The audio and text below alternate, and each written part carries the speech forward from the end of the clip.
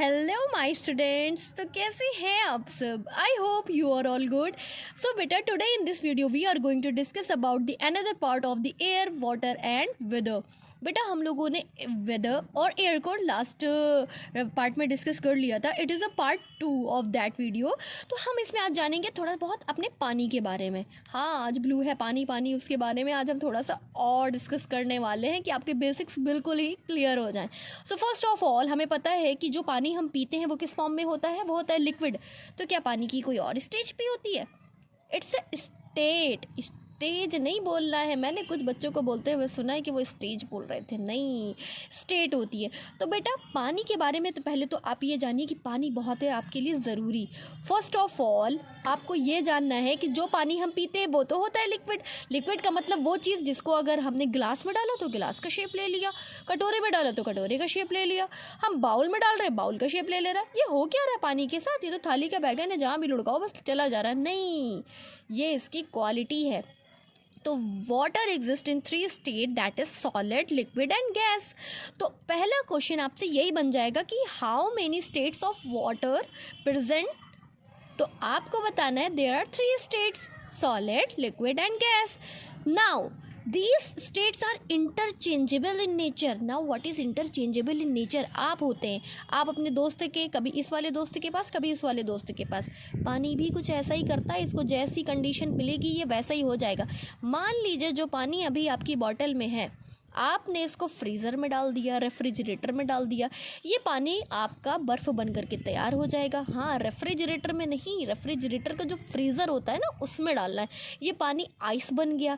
Ice जब बन जाएगा तो आपको पता है आइस के क्यूब को आप बता सकते हो। मान लीजिए आइस का क्यूब स्क्वायर हो सकता है, आइस का क्यूब रेक्टेंगल हो सकता है, आइस का क्यूब सर्कल हो सकता है।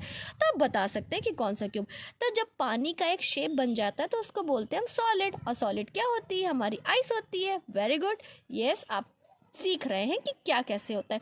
और जब उसी आइस को हम अपने पैन में या हम अपने ग्लास में डालते हैं तो वो फिर से लिक्विड में कन्वर्ट हो जाता है।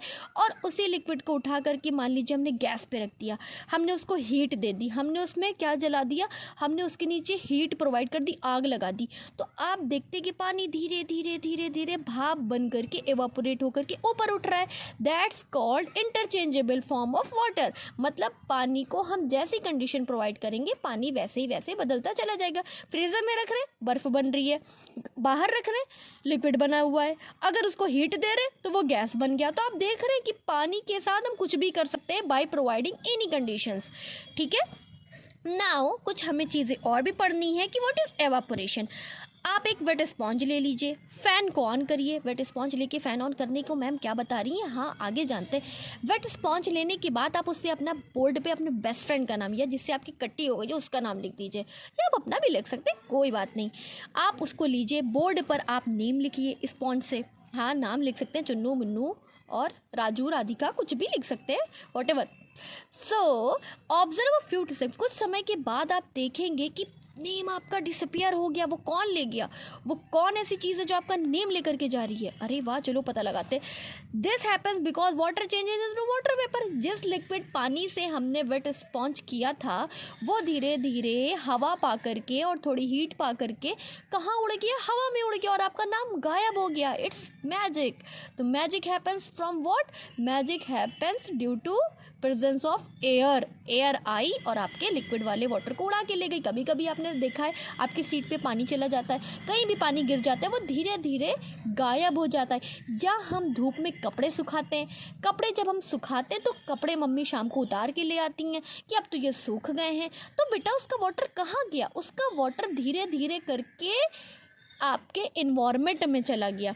इन्वायरमेंट में क्यों गया? क्योंकि आपको पता है सूरज भैया हमारे ऊपर पूरा टाइम होते, तो जब सूरज की गर्मी हमारे कपड़ों पर पड़ती है तो पानी भाप बन करके ऊपर उड़ जाता है, और पानी के भाप बनने को ही हम कहते हैं एवापोरेशन। तो इस तरीके से आप सीख गए हैं what is evaporation.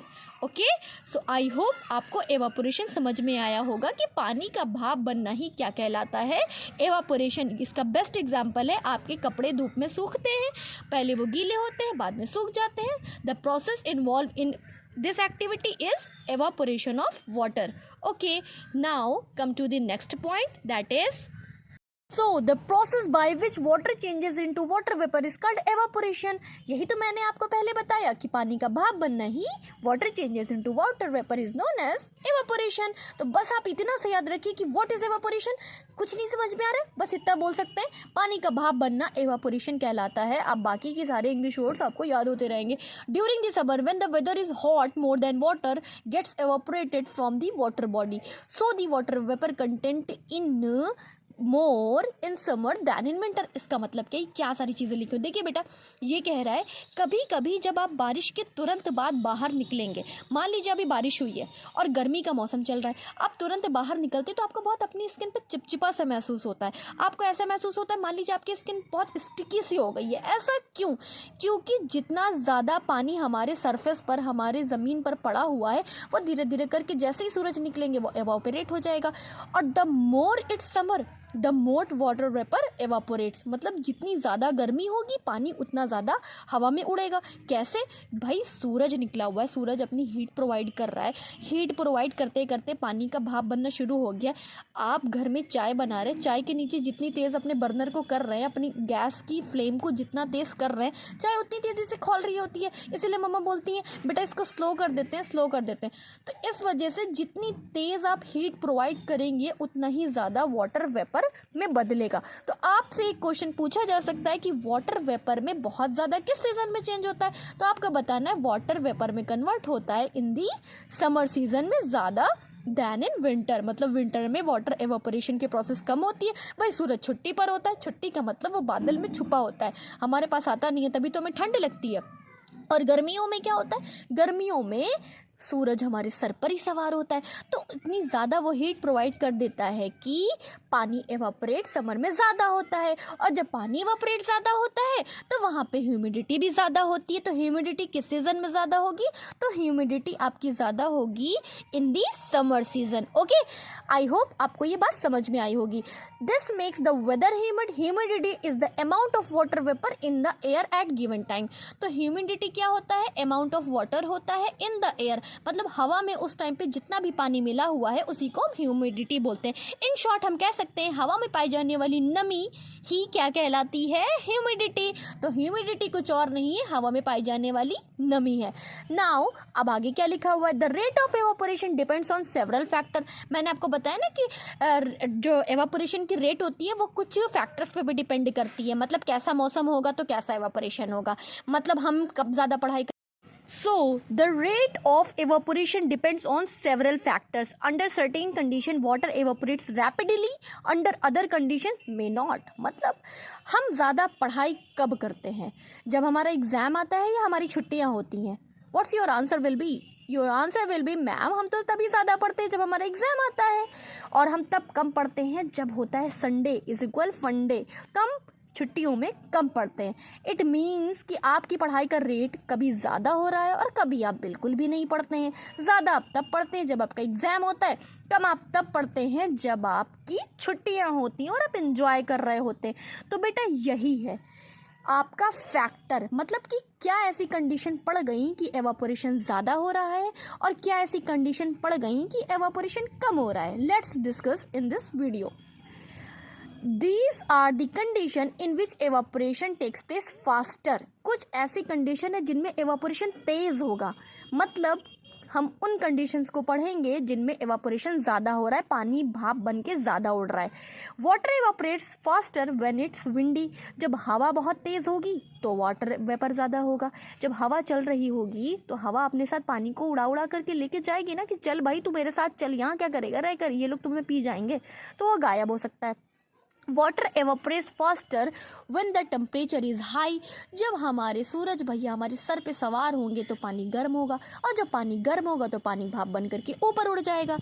Third point, water evaporates faster when the exposed surface is large. इसका मतलब क्या है? जब आप अपनी बॉटल में मान लीजिए आपने 1 लीटर पानी रखा और 1 लीटर पानी को आप शाम तक जब लौटेंगे तो वो शायद ही थोड़ा सा कम हुआ हो, क्योंकि उस बॉटल में पानी आपका सेफली रखा गया। लेकिन उसी बॉटल के पानी को अगर आप ज़मीन में फेंक के चले गए हैं, उसी बॉटल को आप के पानी को आपने ज़मीन में फैला दिया है, तो आप शाम तक जब छत पे आएंगे तो आपको पता चलेगा कि पानी तो उड़ गया, पानी तो गायब हो गया। It's magic, it's not a magic. अगर आपका सरफेस एरिया मतलब जगह बड़ी है तो आपका पानी जल्दी जल्दी एवापोरेट हो जाएगा। इसका आप बहुत अच्छा एग्जाम्पल देख सकते हैं।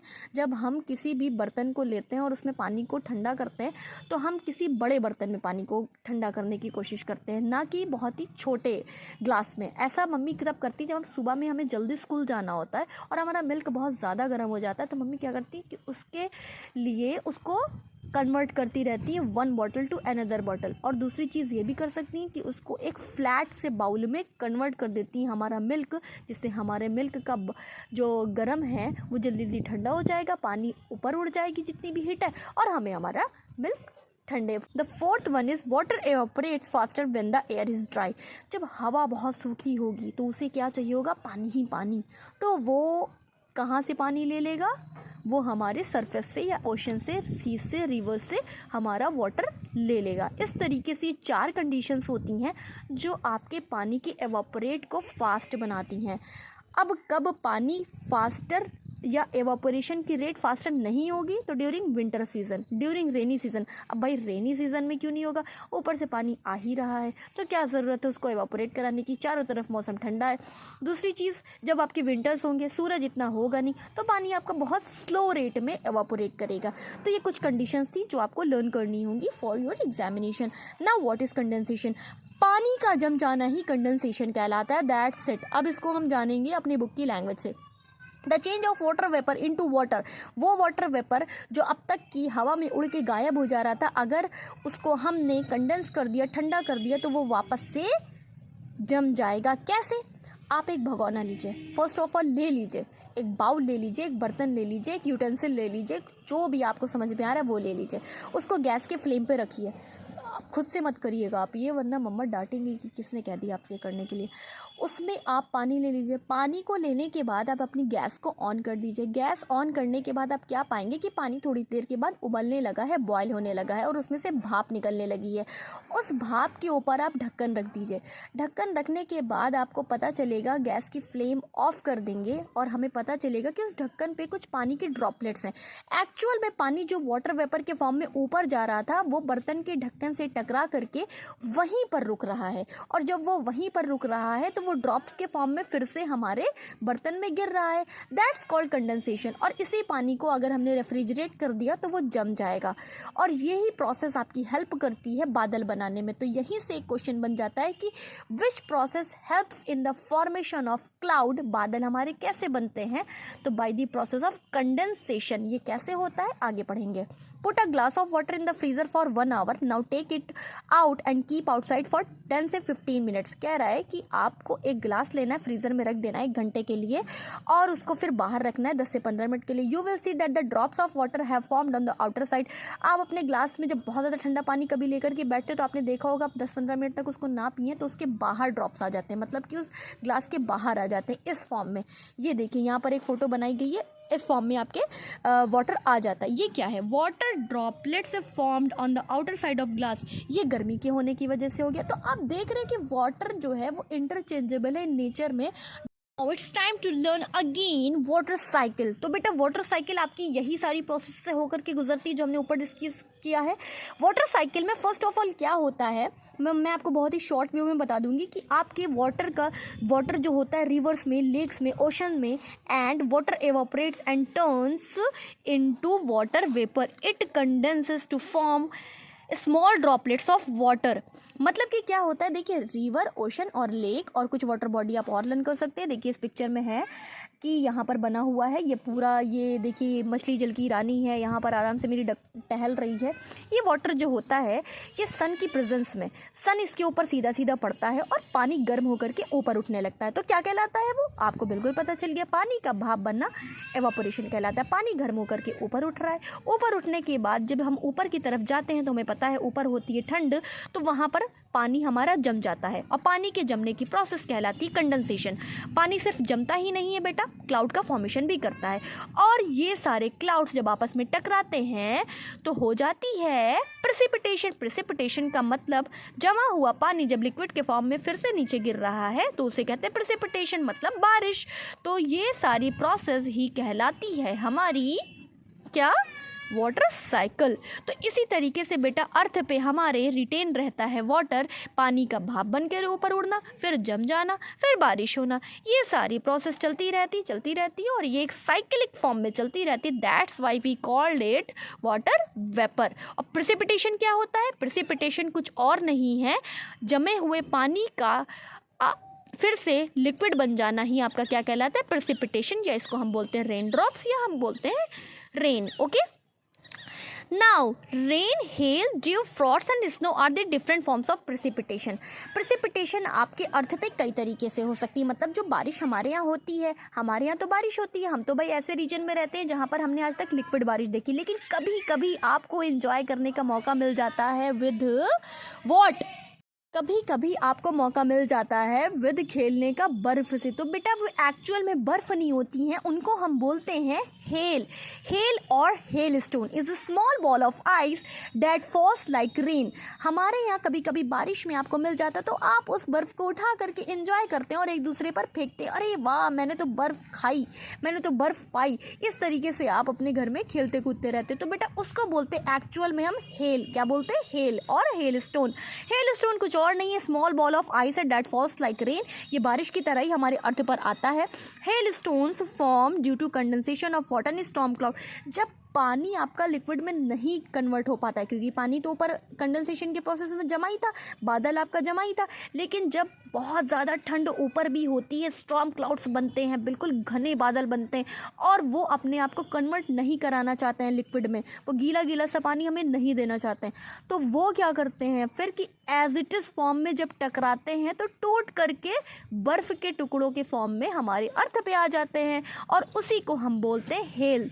तो हेल का हिंदी मीनिंग होता है ओले या ओला, या इसको हम एक और इंग्लिश में नाम देते हैं हेल स्टोन्स, क्योंकि स्टोन्स के जैसे होते, छोटे छोटे से वाइट बॉल्स होती हैं जो कि हमें बर्फ़ की जैसे दिखती हैं, और हमें मज़ा आती है इसको खाने में। तो आई होप आप जब इसको अगली बार से देखेंगे तो आप ये नहीं बोलेंगे कि ये देखो मैंने बर्फ़ खाई है, आप बोलेंगे कि मुझे हेल मिला है, मुझे हेल स्टोन मिला है। ठीक है, they can be very dangerous at times. ये डेंजरस भी हो सकते हैं। अरे आप बारिश में इंजॉय कर रहे हैं, हेल स्टोन अचानक से आने लगा, या हेल स्टोन ही आपके ऊपर गिर रहा है, तो अगर आपके ऊपर कॉइन्स उछाले जाएं तो कॉइन्स की चोट आपको ये लगेगी ना, बिल्कुल लगेगी, क्योंकि वो भारी होते हैं, और जब भारी होते हैं तो वो किसी भी जगह पर गिर के क्रॉप्स को बर्बाद कर सकते हैं, वो किसी भी जगह गिर करके किसी को भी नुकसान पहुंचा सकते हैं। इस तरीके से ये डेंजर भी हो सकते हैं। Now comes to the point dew. When the nights are cold, water vapor in the air condenses into tiny drops on the ground. जब रातें ठंडी होती हैं और हमें बहुत मज़ा आ रही होती है कि वाह क्या सुहावनी रात है, इतनी ठंड है कि हम अपने घर में ही बैठे हुए हैं, तो जो पानी की कुछ बूंदें हैं, जो वाटर वेपर होता है एयर में, वो कंडेंस हो जाता है, वो वहीं पे जम जाता है, रात इतनी ठंडी होती है, तो उस कंडीशन को हम बोलते हैं ड्यू। ये आप जब सुबह उठ करके जाएंगे उस ठंडी रात के बाद अपनी छत पर या अपने गार्डन में, तो लीव्स पे आप कुछ पानी की बूंदों को पाएंगे। उन पानी को बूंदों को हम कुछ और नहीं बोलते बल्कि बोलते हैं ड्यू, या आप लोगों को उसको कहते हुए सुनेंगे ओस। उसको हिंदी में क्या बोलते हैं, ओस, और इंग्लिश में क्या बोलते हैं, ड्यू। तो बेटा ड्यू या ओस कब बनता है, जब आपकी रात ठंडी होती है और जो एयर में वाटर वेपर, ये आप अपनी विंडो पेन्स पे भी देख सकते हैं, और इसको हम ड्यू ड्रॉप्स भी बोल सकते हैं। Now come to the point, frost. Frost क्या होता है, इसको हम बोलते हैं ठंड, ऐसी ठंड जिसमें बर्फ पाई जाए। When nights are very cold, जब रातें बहुत ठंडी होती हैं, the ground temperature falls below 0 degree Celsius. हमारे जो ग्राउंड का टेम्परेचर वो 0 डिग्री सेल्सियस से भी नीचे चला जाए, माइनस में चला जाए।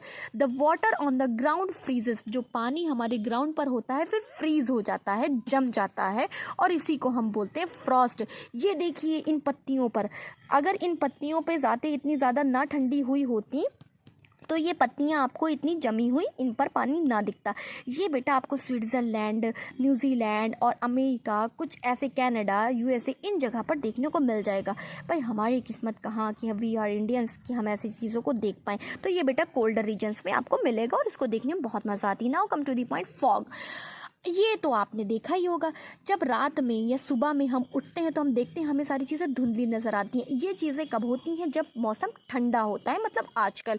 When moist air cools rapidly, tiny water droplets of water are formed and they stays in the air, this is fog. Fog often thickest in low lying areas. ये कुछ नहीं कह रहा, ये बस इतना बोल रहा है कि जब रातें आपकी ठंडी होती हैं, मॉइस्ट एयर कूल्स रैपिडली, आपकी जो गीली वाली हवा होती है जिसमें वाटर वेपर कंटेंट बहुत ज़्यादा है, वो ठंडा होकर के वहीं पर रुक जाता है। तो जब ठंडा होकर के कोई चीज़ वहीं पर रुक जाएगा, जैसे कि कभी कभी आप फ्रिज खोलते हैं तो उसमें से भाप निकलती हुई नज़र आती है, तो आपको हल्का सा ब्लरी ब्लरी सा नज़र आता है। तो जो ब्लर इफेक्ट आपको दिख रहा है, आपकी फ़ोटो का नहीं, आपके अर्थ का, आपके इन्वायरमेंट का, वो बेटा कुछ और नहीं है, वो है फॉग। और ये कब बनता है? ये होता है विंटर सीजन में। Now come to the point, snow. High up on the mountains, ये देखिए माउंटेन के पास आप देख सकते हैं कि यहाँ पर जो माउंटेन पर है, ये स्नो इस तरीके से बन जाता है। जब प्रेसिपिटेशन हो रही है और बहुत ज़्यादा ऊंचाई है, यहाँ का भी टेम्परेचर बहुत माइनस में है, ठंडा है, तो ये चीज़ें, पानी तो लिक्विड बन करके नीचे आया, लेकिन नीचे आके जब जम गया तो उसको हमने बोल दिया स्नो। स्नो का मतलब बर्फ़ बन गया। माउंटेन्स पर होता है, टेम्परेचर बहुत लो होता है। The water vapour condense into form ice crystals instead of water drops, this is called snow which falls down as snowfall. तो इन स्नोफॉल्स को देखने के लिए हम कहीं कहीं पर जाते हैं। ये देखिए स्नोफॉल यहाँ पर हो रखा है, कितना मज़ा आ रही है। इन जगह पर हम जाकर के स्केट बोर्ड करते हैं, यहाँ पर हम जाकर के पैराग्लाइडिंग वगैरह करते हैं, बहुत मज़ा आती है। ये हमारे इंडिया में कहाँ मिल जाएगा आपको? ये कश्मीर में, श्रीनगर में, हिमाचल में, कुल्लू में आपको मिल सकता है। तो जब भी आपका मन करे समर वेकेशन में छुट्टी लेने का, आप स्नो देखने ज़रूर जाइए। और आई होप आपको ये सारे पॉइंट समझ में आएंगे कि हेल का मतलब होता है ओस, ड्यू का मतलब हेल का मतलब होता है ओले, ड्यू का मतलब होता है ओस, फ्रॉस्ट का मतलब बर्फ, फॉग का मतलब कोहरा, स्नो का मतलब बर्फ, वेदर। सो बेटा इसमें आज हम देखेंगे कुछ इम्प्योरिटीज़ ऑफ वाटर के बारे में। तो बहुत ही जल्दी इसको हमें डिस्कस कर लेना और कंप्लीट करना है। तो जो पानी बेटा हम ड्रिंकिंग पर्पस के लिए पीते हैं, उसमें कुछ इम्प्योरिटीज़ होती हैं जिनको हम प्योर करने के लिए कुछ प्रोसेस अपनाते हैं। उससे पहले हम ये देख लेंगे कि इम्प्योरिटीज़ कौन कौन सी होती हैं। बेटा इम्प्योरिटीज़ 3 तरीके की होती है। एक होती है इनसॉल्युबल, जो कि देखी जा सकती हैं, कैन बी सीन, और एक होती है सॉल्युबल, जिनको हम देख नहीं सकते हैं, और एक तीसरी कंडीशन होती है जर्म्स की, मतलब पानी में जो बैक्टीरिया, वायरस, फंजाई, ये सारी चीज़ें जो आ गई हैं, इनको भी तो हमें निकालना है अपने पानी से, अदरवाइज़ हम बीमार पड़ सकते हैं। तो बेटा ये सारी चीज़ें हैं पानी में हमारी घुली हुई, जो कि हमारे लिए अनवांटेड है, जो कि हमारे लिए क्या है, इम्प्योर है। और अगर इनको हमने पी लिया तो हमें बड़ी सारी डिजीज़ेस भी हो सकती हैं, like diarrhoea, typhoid, tapeworm infection, jaundice, जिसमें आपकी बॉडी पीली भी पड़ सकती है, cholera, and cause due to consumption of impure water. और ये इम्प्योर वाटर को पीने से हमें बड़ी सारी बीमारियां हो सकती हैं। तो क्यों ना हम जान लें कि हम अपने पानी को कैसे करते हैं प्योर। तो इसकी कुछ प्रोसेसेस होती हैं, प्योरिफिकेशन ऑफ वाटर जिसको हम बोलते हैं। इनमें फर्स्ट प्रोसेस जो आती है वो होती है बॉइलिंग। तो पानी को बॉयल करना, पानी को क्या करना, बॉयल करना on the high temperature. The common way to kill germs and bacteria present in water is by boiling for 15 से 20 मिनट्स। आप जब पानी को अपने फ्लेम पर हीट देंगे, मतलब आपने गैस ऑन की, उसका बर्नर ऑन किया, उसके बर्तन में लाइटर लगाया, वो ऑन हो गया, और उस पर आप पानी रखिए। 15 से 20 मिनट तक आप फ्लेम को अपनी तेज़ रखिए, और फिर उसके बाद आप पाएंगे एट दी लास्ट में कि पानी खौल रहा है, पानी बॉयल हो रहा है ऑन 100 डिग्री सेल्सियस पर। फिर उसके बाद आप क्या करेंगे कि उस पानी में आपने फ्लेम ऑफ कर दी। थोड़ी देर बाद बेटा आपको क्या मिलेगा, थोड़ी देर बाद आपको मिल सकता है उसमें नीचे बैठी हुई कुछ गंदगी। That's process of boiling of water, क्योंकि गंदगी नीचे बैठ गई, पानी ऊपर का प्योर हो गया। इसको आप किसी कपड़े को लेकर के बॉटल पे रख दीजिए। वो कपड़ा भी आपका साफ़ होना चाहिए। देन वो जो क्लोथ होगा वो आपके पानी को नीचे पहुंचा देगा, एज अ सीव का काम करेगा, छन्नी का काम करेगा, और नीचे बैठी हुई गंदगी नीचे रह जाएगी, और ऊपर का पानी आप छान के अलग करके पी सकते हैं। That's your pure water. और आपके घर में तो आजकल फ़िल्टर लगा ही है, उसमें भी बेटा फिल्ट्रेशन की प्रोसेस होती है, जिनमें फ़िल्टर पेपर्स को लगाया जाता है, तो उसको भी जानते हैं। फिल्ट्रेशन में बेटा क्या होता है कि it is the process of separating insoluble impurities present in the water using a filter paper. जब हम फिल्टर पेपर का इस्तेमाल करके इनसॉल्युबल इम्प्यूरिटीज़ को हटाते हैं तो उसको बोलते हैं फिल्ट्रेशन। ये अक्सर करके लैब में होता है, क्योंकि अगर हमने घर पर इस पानी प्योर करना शुरू कर दिया तो बहुत ज़्यादा टाइम लग जाएगा। इसलिए कभी कभी मम्मी हमारे लिए, अगर हम बीमार होते हैं या नॉर्मल डेज़ में भी, पानी को बॉयल करके हमें पिलाती हैं, जिससे बैक्टीरिया मर जाते हैं। बैक्टीरिया इतनी ज़्यादा हीट पे सर्वाइव नहीं कर सकते ना, इसलिए उन्हें किल करने के लिए हम पानी को बॉयल कर देते हैं। सेडिमेंटेशन, बेटा ये बहुत ही ज़्यादा ज़रूरी है आपको जानने के लिए कि what is sedimentation. The process by which insoluble impurities in water settle down at the bottom is called sedimentation. मतलब इम्प्यूरिटीज़ जो इनसॉल्युबल होता है, मतलब इनसॉल्युबल का मतलब जिनको हम देख सकते हैं। आप एक कंटेनर ले लीजिए, उसमें पानी भर लीजिए, 5 लीटर का कंटेनर लेकर के उसमें पानी भर लीजिए, रात भर उस पानी को रख दीजिए। आप सुबह पाएंगे कि उस बर्तन का जो बॉटम था, मतलब जो बिल्कुल निचला हिस्सा था, उस पर कुछ गंदगी बैठी हुई मिल रही है। That's called sediment. जो गंदगी बैठी हुई मिल रही है उसको सेडिमेंट बोलते हैं। और ये जो पानी पूरा नीचे बैठ चुका है, ये पूरी प्रोसेस को, इस पूरी प्रक्रिया को हम बोल देते हैं सेडिमेंटेशन। तो मतलब सॉलिड पार्टिकल्स का या इनसॉल्युबल इम्प्यूरिटीज़ का पानी के तली में नीचे बैठना ही क्या कहलाता है? आपका सेडिमेंटेशन कहलाता है। ओके, सेडिमेंटेशन के बाद बेटा अब हम उस बर्तन से तो सीधा पानी निकालेंगे नहीं, वरना इम्प्यूरिटीज़ फिर से ऊपर आ जाएंगी।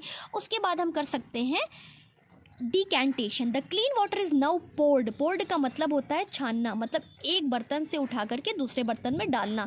Where slowly into another container. बहुत ही धीरे धीरे हम इसको करेंगे without disturbing the settled impurities. अगर हमने बहुत तेज़ कर दिया तो वो इम्प्यूरिटी जो नीचे बैठी हुई है वो भी दूसरे बर्तन में चली आएगी। तो जब हमारी इम्प्यूरिटी रात भर एक बर्तन में बैठ चुकी है तो उसको सुबह में हम अपनी बॉटल में फिल करने के लिए बहुत धीरे से उस कंटेनर को उठाएंगे और अपनी बॉटल में पानी को साफ साफ फिल कर लेंगे। तो इससे हमारी सिर्फ और सिर्फ इनसॉल्युबल इम्प्यूरिटीज़ जा सकती है। तो आपके लिए बेस्ट मेथड होगा पानी को बॉयल ही करना।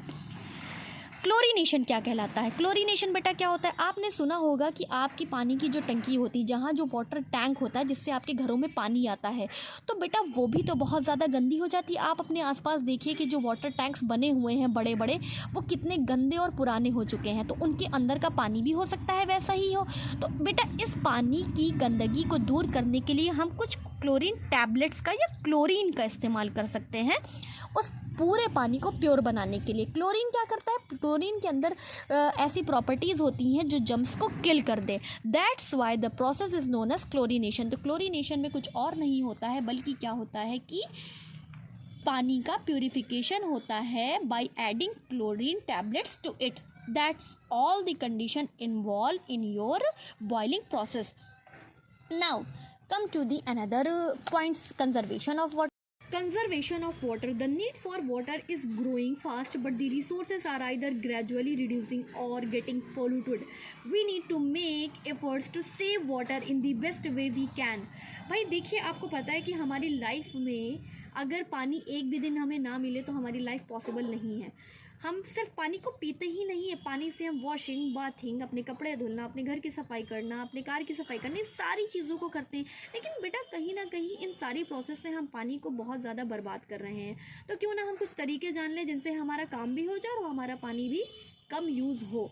तो आइए जानते हैं। Do not waste water by letting taps drip. आपको पता होगा आपके घर में जब कुछ नल ख़राब हो जाते हैं, उनमें से पूरा दिन टिप टिप टिप टिप करके पानी गिरता रहता है। उस टिप टिप टिप टिप करने वाले पानी के लिए आप अपने मम्मी पापा को इन्फॉर्म करिए या उनसे बोलिए कि इस टैप को बदल दीजिए, वरना ये पानी फालतू में ही वेस्ट होता रहता है और उस जगह पे आपने देखा होगा काई भी लग जाती है और उससे आप फिसल भी सकते हैं। तो उसके दो नुकसान है। पहले तो पानी आपका जा रहा है, आपके टैंक भी, वाटर टैंक भी जो फिल है वो भी खाली हो रही है। तीसरी कंडीशन, वो जगह स्लिपरी हो जाएगी और कोई भी वहाँ पे गिर सकता है। तो आपको पानी बचाना है इस कंडीशन के लिए। House pipe should not be use for cleaning cars, balconies, kitchens और ड्राइव वेज। आप अपने हाउस पाइप को मत यूज़ करिए अपनी कार को क्लीन करने के लिए, अपने बालकनी को क्लीन करने के लिए, क्योंकि इससे जब आप पानी डाल रहे होते हैं अपने हाउस पाइप को, आप अपने टैप से लगा करके या जो घर का पाइप होता है उससे टैप नल से लगा करके आप पानी डाल रहे होते हैं, तो उसमें क्या हो जाता है कि पानी ज़्यादा चला जाता है और हमें मज़ा आ रही होती है पानी फेंकने में, और कहीं हमारे सामने हमारा फ्रेंड आ गया ना तो फिर हमें बड़ी मज़ा आती है उसको नहलाने में उस पानी से। तो इन सब में हम पानी वेस्ट करते हैं और हमें ऐसा नहीं करना है। Now the third point is drinking water should always be stored in clean and covered vessel.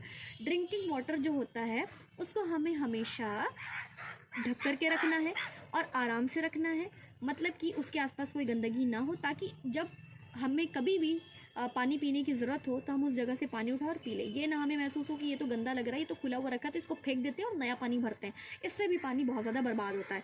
Now fourth point is water used for washing fruits vegetables can be use for watering plants. बिल्कुल बात है सही।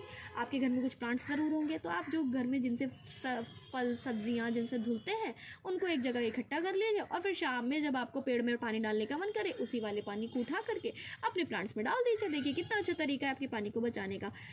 While taking bath it is better to use bucket than a shower. जब भी आप नहाने के लिए जाइए तो आप शावर को ऑन करके बिल्कुल उसमें बाथरूम सिंगर बनने की जगह पे आपको क्या ज़रूरत है, आप एक मग लीजिए, आप एक बकेट लीजिए, उसमें पानी फिल करिए और आराम से बिल्कुल मज़े से नहाइए। उसमें भी आपको नहाना ही है। आपका मेन मोटिव क्या है, नहाना या वहाँ पे जाके सॉन्ग गाना? नहाना ही तो है, तो आप बिल्कुल आराम से नहा सकते हैं, उसमें क्या ही दिक्कत है। Taps should not be left running while brushing और शेविंग। आराम से आप ब्रश कर रहे हैं, सॉन्ग गा रहे हैं और आपका टैप ऑन है, मतलब आपका नल खुला हुआ है, तो आपको ये सारी चीज़ें भी नहीं करनी है। जब भी आप शेविंग कर रहे हैं, आप तो शेविंग नहीं करेंगे ना, या करते हैं? अच्छा कोई बात नहीं। तो फिर उसके बाद या फिर कुछ भी ब्रशिंग कर रहे हैं तो आप जो अपना खुला हुआ पानी छोड़ रहे हैं ना, कि पानी तो बिल्कुल फ्री मिल रहा है, तो ऐसा नहीं करना है आपको। पानी फ्री नहीं मिल रहा है, पानी जिस दिन खत्म हो जाएगा पैसों में मिलेगा हमें। बिस्लेरी में भी पानी हमें 20 रुपये का मिलता है, तब हमें पता चलता है कि वाह घर पे जो पानी मिल रहा था वो कितना फ्री था। तो आप पानी की वैल्यू उस दिन जान पाते हैं। तो इस तरीके से आपको पानी बचाना है। और आई होप आपको ये वीडियो समझ में आया होगा। आपको लग रहा होगा कि आज मैम थोड़ा गुस्से में है, लेकिन नहीं, ऐसा नहीं था। ऐसा सिर्फ इसलिए था कि हम पानी को बहुत ज़्यादा बर्बाद कर रहे हैं, तो आपको ये बहुत सीरियस पैटर्न पे समझाना ज़रूरी था। ओके, आई होप आपको ये समझ में आया होगा। ऐसे ही और वीडियोस के लिए फॉलो करते रहिए मेरा चैनल, मतलब द साइंस स्पॉट।